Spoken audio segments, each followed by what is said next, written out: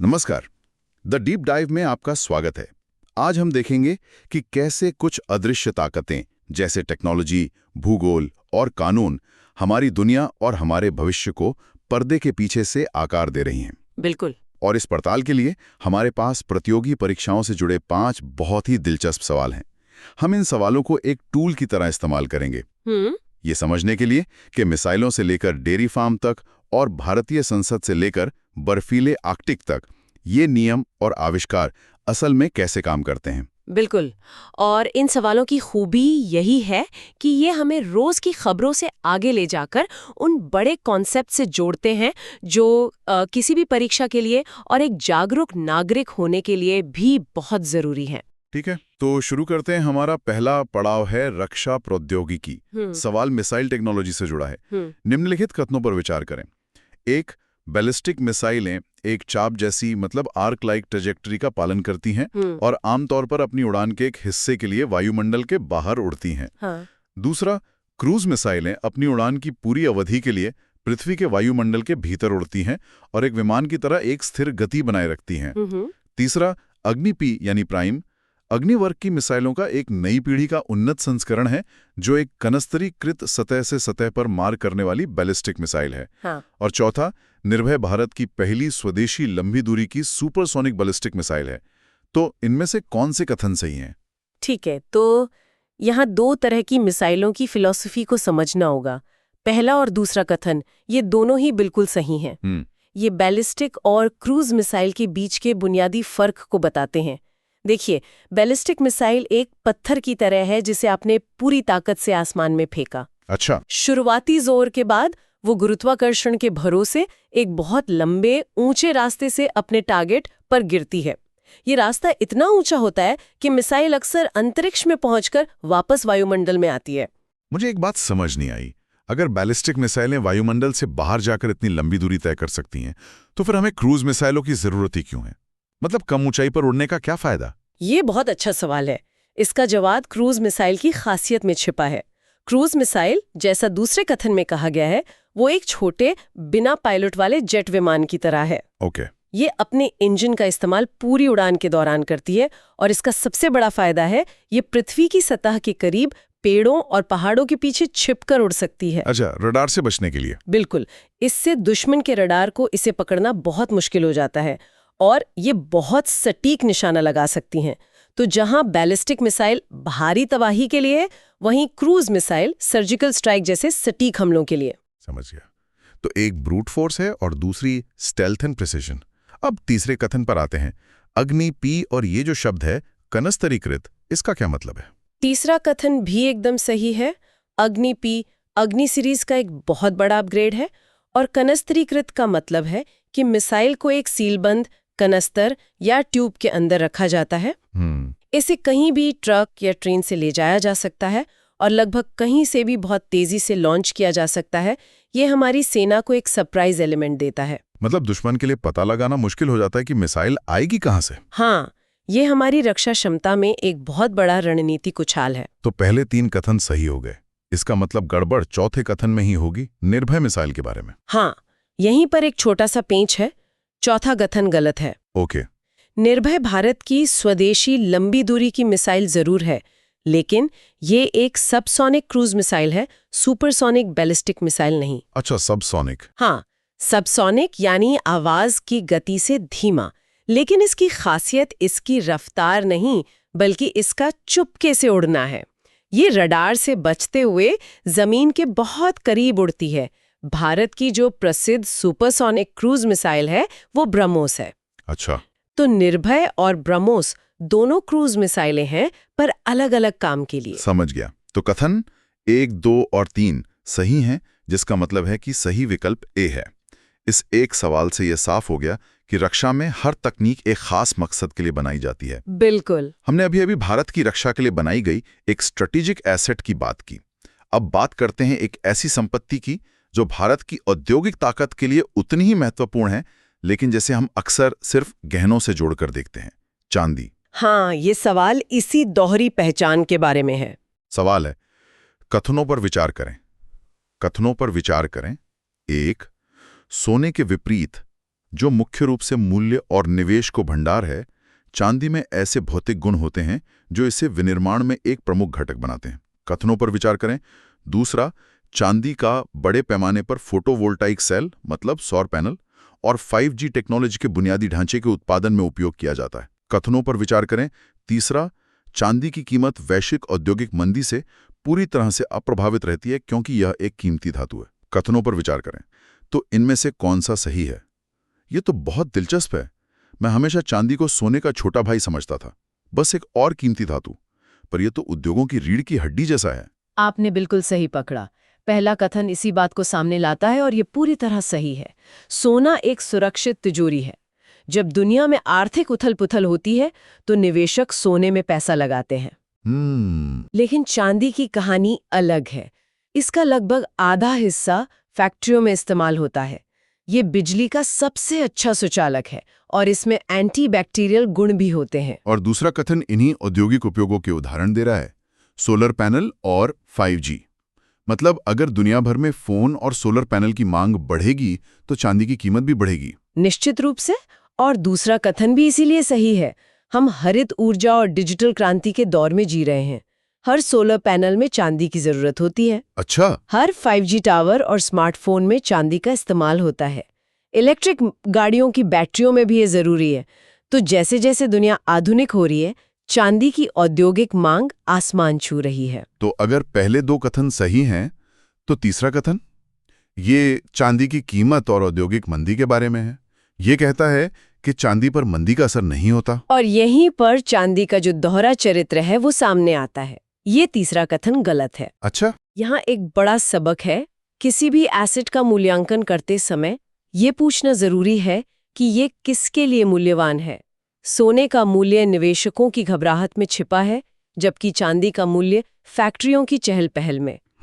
इसलिए जब वैश्विक मंदी आती है और फैक्ट्रियां बंद होने लगती हैं, तो चांदी की औद्योगिक मांग गिर जाती है और इसकी कीमत पर सीधा असर पड़ता है। ये सोने की तरह मंदी से सुरक्षित नहीं है। वाह, ये दोहरा चरित्र ही इसे इतना अनप्रेडिक्टेबल बनाता है। तो कथन 1 और 2 सही हैं, लेकिन 3 गलत है। इसलिए सही विकल्प बी है। चांदी सिर्फ चमकती नहीं, ये दुनिया को चलाती भी है। बिल्कुल। अभी हमने देखा कि कैसे एक धातु हमारी इंडस्ट्रियल फ्यूचर को पावर कर रही है। अब देखते हैं कि कैसे एक बायोलॉजिकल टेक्नोलॉजी भारत के गांवों की अर्थव्यवस्था को पूरी तरह से बदल सकती है। यह सवाल डेयरी सेक्टर से जुड़ा है। सवाल है, सेक्स सॉर्टेड सीमेन की तकनीक को भारतीय डेयरी क्षेत्र में तेजी से बढ़ावा दिया जा रहा है। इस तकनीक के संभावित लाभ क्या हैं? पहला, यह मादा बछड़ों यानी बछिया के उत्पादन की संभावना को काफी हद तक बढ़ा देता है। दूसरा, यह नर बछड़ों के जन्म को सीमित करके आवारा नर मवेशियों की आबादी को कम करने में सहायता करता है। तीसरा, यह पशुधन में आनुवंशिक मूल्य सुनिश्चित करके दूध उत्पादन क्षमता को बढ़ाता है। तो सही उत्तर क्या होगा? ये तकनीक ग्रामीण भारत के लिए क्रांति से कम नहीं है। तीनों कथन इसके फायदों की एक पूरी चेन रिएक्शन दिखाते हैं। अच्छा। हाँ, पहला कथन तो इस तकनीक का मूल उद्देश्य ही बताता है। ये एकदम सही है। स्रोत के मुताबिक इस तकनीक से 90% तक ये सुनिश्चित किया जा सकता है कि पैदा होने वाला बछड़ा मादा ही हो। एक डेयरी किसान के लिए मादा बछिया ही असली संपत्ति है, क्योंकि वही आगे चलकर दूध देगी। और इसका सीधा असर नर बछड़ों की संख्या पर पड़ता होगा, जो हमारे शहरों में एक बड़ी समस्या भी है। बिल्कुल। और यहीं से दूसरा कथन भी सही साबित होता है। डेयरी उद्योग में नर बछड़ों का कोई खास आर्थिक उपयोग नहीं होता। किसानों के लिए उन्हें पालना एक बोझ है, इसलिए अक्सर उन्हें छोड़ दिया जाता है और वो आवारा पशु बन जाते हैं। सही बात है। ये तकनीक नर बछड़ों के जन्म को कम करके इस आवारा पशुओं की समस्या को जड़ से खत्म करने में मदद कर सकती है।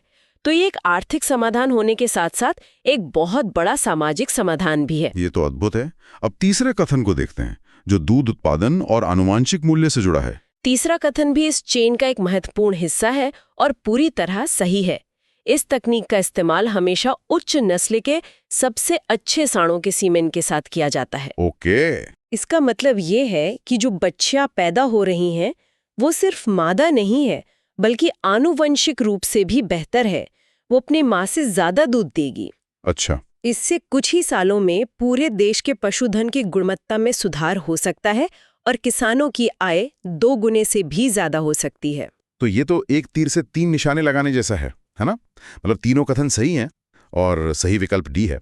ये एक बेहतरीन उदाहरण है कि कैसे एक वैज्ञानिक आविष्कार आर्थिक, सामाजिक और यहाँ तक कि नैतिक समस्याओं का भी समाधान कर सकता है। हाँ, ये जमीनी स्तर पर बदलाव लाने वाली तकनीक है। देखिए, तकनीक कैसे जमीनी स्तर पर समस्याओं को सुलझा रही है।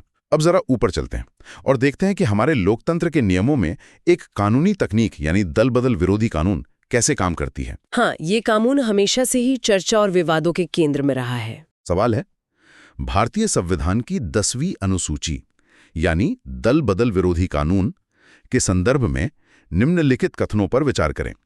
भारतीय संविधान की 10वीं अनुसूची यानी दल बदल विरोधी कानून के संदर्भ में निम्नलिखित कथनों पर विचार करें। 1.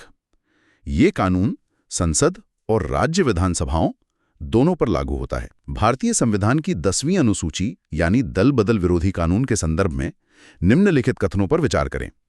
2. किसी राजनीतिक दल का विलय तभी वैध माना जाता है जब विधानमंडल दल के कम से कम 2/3 सदस्य विलय के लिए सहमत हों। भारतीय संविधान की 10वीं अनुसूची यानी दल बदल विरोधी कानून के संदर्भ में निम्नलिखित कथनों पर विचार करें। 3. पीठासीन अधिकारी मतलब अध्यक्ष या सभापति के पास अयोग्यता पर निर्णय लेने की पूर्ण अंतिम शक्ति होती है और उनका निर्णय न्यायिक समीक्षा के अधीन नहीं होता है। भारतीय संविधान की 10वीं अनुसूची यानी दल बदल विरोधी कानून के संदर्भ में निम्नलिखित कथनों पर विचार करें। इनमें से कौन सा से सही है? चलिए इस कानूनी पहेली को सुलझाते हैं। पहला कथन बहुत सीधा और तथ्यात्मक है और ये सही है। ये कानून सांसदों और विधायकों दोनों पर समान रूप से लागू होता है। ठीक है। और दूसरा कथन विलय की शर्त के बारे में है, जो अक्सर महाराष्ट्र या कर्नाटक जैसे राज्यों के राजनीतिक संकट के समय खबरों में रहता है। हाँ, दूसरा कथन भी पूरी तरह सही है। कानून का मकसद व्यक्तिगत दल बदल को रोकना है, पार्टियों के वास्तविक विलय को नहीं। इसलिए इसमें खुलासा दिया गया है। हाँ। अगर किसी पार्टी के 2/3 या उससे ज्यादा विधायक या सांसद किसी दूसरी पार्टी में विलय के लिए सहमत हो जाते हैं तो उसे दल बदल नहीं माना जाएगा और उनकी सदस्यता रद्द नहीं होगी। ये एक महत्वपूर्ण अपवाद है। तो अब तक 1 और 2 दोनों सही हैं। तीसरा कथन पीठासीन अधिकारी यानी स्पीकर की शक्ति के बारे में है और यहाँ पूर्ण अंतिम शक्ति जैसे शब्दों का इस्तेमाल किया गया है। यही कुछ गड़बड़ लग रही है। और आपका शक बिल्कुल सही है। यही शब्द इस कथन को गलत बनाते हैं। अच्छा। पहले कानून में ये माना गया था कि स्पीकर का फैसला पत्थर की लकीर होगा, लेकिन 1992 में एक बहुत ही ऐतिहासिक किहोतो होलोहन मामले में सुप्रीम कोर्ट ने एक बड़ी बात कही। कोर्ट ने कहा, लोकतंत्र में कोई भी एब्सोल्यूट बादशाह नहीं है, यहाँ तक कि स्पीकर भी नहीं। वाह। उन्होंने फैसला दिया कि स्पीकर का निर्णय न्यायिक समीक्षा के दायरे में आता है। अदालतें ये देख सकती हैं कि फैसला दुर्भावना से या बिना सोचे समझे तो नहीं लिया गया, इसलिए स्पीकर की शक्ति पूर्ण या अंतिम नहीं है। तो इसका मतलब ये हुआ कि ये कानून दल बदल को पूरी तरह से रोक नहीं पाया है, बस उसे थोक में होने वाला एक खेल बना दिया है। ये एक बहुत ही सटीक अवलोकन है। कानून ने व्यक्तिगत दल बदल को तो रोका है, लेकिन इसने सामूहिक दल बदल को एक तरह से कानूनी मान्यता दे दी है। ये इसकी एक बड़ी आलोचना है। खैर, सवाल के हिसाब से कथन 1 और 2 सही हैं, लेकिन 3 गलत है, तो सही उत्तर विकल्प बी है। ये न्यायिक समीक्षा का पहलू हमारे लोकतंत्र में चेक्स एंड बैलेंस के लिए बहुत जरूरी है। बिल्कुल। हमने भारत के अंदर के नियमों की बात की। अब अपनी नजरें दुनिया के एक ऐसे कोने पे डालते हैं जहां नियम अभी लिखे जा रहे हैं और भूगोल ही सबसे बड़ा खिलाड़ी है, आर्कटिक। हमारा आखिरी सवाल ग्रीनलैंड पर है। सवाल है, ग्रीनलैंड हाल ही में प्रमुख शक्तियों के रणनीति हितों के संबंध में समाचारों में रहा है। इस संदर्भ में निम्नलिखित कथनों पर विचार करें। ग्रीनलैंड हाल ही में प्रमुख शक्तियों के रणनीतिक हितों के संबंध में समाचारों में रहा है। इस संदर्भ में निम्नलिखित कथनों पर विचार करें। 1. ग्रीनलैंड डेनमार्क के साम्राज्य के भीतर एक स्वायत्त क्षेत्र है। ग्रीनलैंड हाल ही में प्रमुख शक्तियों के रणनीति हितों के संबंध में समाचारों में रहा है। इस संदर्भ में निम्नलिखित कथनों पर विचार करें। 2. संयुक्त राज्य अमेरिका ने मुख्य रूप से अपनी संभावित कृषि भूमि के विस्तार के कारण ग्रीनलैंड में रुचि व्यक्त की है। ग्रीनलैंड हाल ही में प्रमुख शक्तियों के रणनीति हितों के संबंध में समाचारों में रहा है। इस संदर्भ में निम्नलिखित कथनों पर विचार करें। 3. और तीसरा, ग्रीनलैंड आर्कटिक और उत्तरी अटलांटिक शिपिंग मार्गों पर नियंत्रण के लिए रणनीतिक रूप से महत्वपूर्ण है। ग्रीनलैंड हाल ही में प्रमुख शक्तियों के रणनीतिक हितों के संबंध में समाचारों में रहा है। इस संदर्भ में निम्नलिखित कथनों पर विचार करें तो ऊपर दिए गए कथनों में से कौन सा सही है? ये भूगोल, अर्थशास्त्र और वैश्विक राजनीति का एक शानदार संगम है। पहला कथन ग्रीनलैंड की राजनीतिक स्थिति को बताता है और ये बिल्कुल सही है। ग्रीनलैंड एक विशाल द्वीप है जो तकनीकी रूप से उत्तरी अमेरिकी महाद्वीप का हिस्सा है, लेकिन ये डेनमार्क साम्राज्य के भीतर एक स्वशासित देश है। वे अपने घरेलू मामले खुद संभालते हैं, लेकिन विदेश नीति और रक्षा डेनमार्क के हाथ में है। ठीक है। दूसरा कथन अमेरिका की रुचि के बारे में है और कारण बताया गया है कृषि भूमि। ये थोड़ा अजीब लगता है, कृषि ग्रीनलैंड में। अजीब इसलिए लगता है क्योंकि ये पूरी तरह से गलत है। हाँ, जहां 80% जमीन बर्फ की मीलों मोटी चादर के नीचे दबी हो, अमेरिका की दिलचस्पी जमीन के ऊपर नहीं बल्कि जमीन के नीचे क्या है उसमें है। अच्छा। और उसकी भौगोलिक स्थिति में है।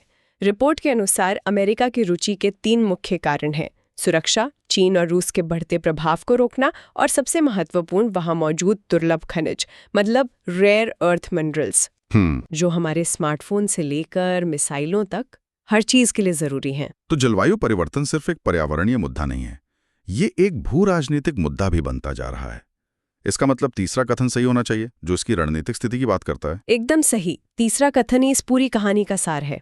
ग्रीनलैंड को रणनीतिक आर्कटिक द्वीप कहा जाता है। जैसे जैसे ग्लोबल वार्मिंग के कारण आर्कटिक की बर्फ पिघल रही है, यूरोप और एशिया के बीच नए छोटे समुद्री रास्ते खुल रहे हैं। अच्छा। जो भी इन रास्तों को नियंत्रित करेगा वो भविष्य के वैश्विक व्यापार को नियंत्रित करेगा। इसके अलावा ये GIU के गैप का हिस्सा है, जो उत्तरी अटलांटिक में एक बहुत ही महत्वपूर्ण सैन्य चोक पॉइंट है। तो कथन 1 और 3 सही है, जबकि 2 गलत है। सही विकल्प भी है। ये दिखाता है कि कैसे एक बर्फीला दूर दराज का इलाका अब बड़ी शक्तियों के बीच एक नई ग्रेट गेम का मैदान बन रहा है। बिल्कुल, आर्कटिक 21वीं सदी का नया भू राजनीतिक हॉटस्पॉट है। तो आज इन 5 सवालों के सफर में हमने देखा कि कैसे टेक्नोलॉजी, पुराधार, कानून और भूगोल की अदृश्य धाराएं हमारी दुनिया को लगातार नया आकार दे रही हैं। मिसाइल की तकनीक से लेकर चांदी के दोहरे चरित्र तक, और दलबदल के कानूनी दांवपेच से लेकर ग्रीनलैंड की पिघलती बर्फ में छिपे भू राजनीतिक अवसरों तक। और आज की चर्चा से एक विचार जो हम आगे ले जा सकते हैं वो ये है। हमने देखा कि कैसे पिघलती बर्फ ग्रीनलैंड को रणनीतिक रूप से महत्वपूर्ण बना रही है।